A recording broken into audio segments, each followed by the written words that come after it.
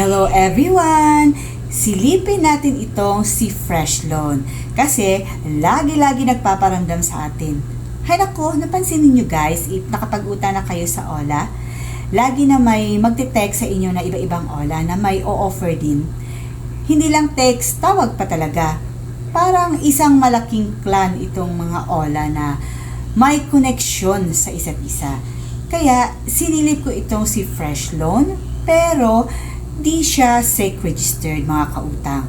But ang nagbibigay ng OTP ay si Madali Loan, which is SEC registered naman. Maybe si Madali Loan ang loan provider ni Fresh Loan. So, start na tayo sa process. As usual, personal info, one valid ID, face authentication, two reference contact, at need FB account, Messenger at Viber, but buti na lang optional, kaya pwede lang skip.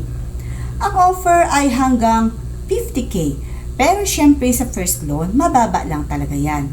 At eventually, tataas din yan if good payer ka.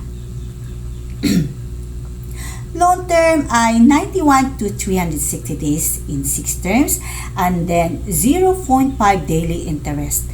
Totoo kaya lahat to? Well, approve ako but 2K lang. And after 6 days, ang babayaran ay 2,153. So parang okay, pero after that, 5 more terms pa till December na tig 2 pesos. So seems totoo yung 157 days at 6 terms.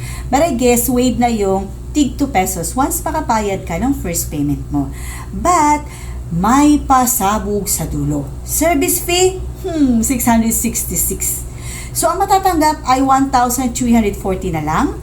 Ang laki ng kaltas, ano? Madali nga ang proseso, pero for me, hindi reasonable ang payment.